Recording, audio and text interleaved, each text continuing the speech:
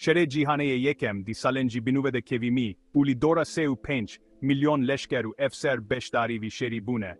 Zedetir cideh milyonan hatine kuştin, u 20 milyonci seket u birindar bune. Neziki 10 milyon kes jibirçina mirin, uli dora 6000 keştiyen bazirgani hatin binavkirin.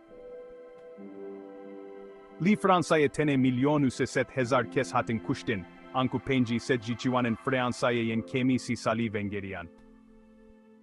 Sedema bingjin yaşere cihaneye yekem evbu, ku hevsengya hezen kapitalit serab bu. Jiber ku Almanya u dia divare pişesaziyedeci İngiltere u Fransa'ya surttir bubun, u Almanya dхвестwe hilberen swe bifiroşe derveyi.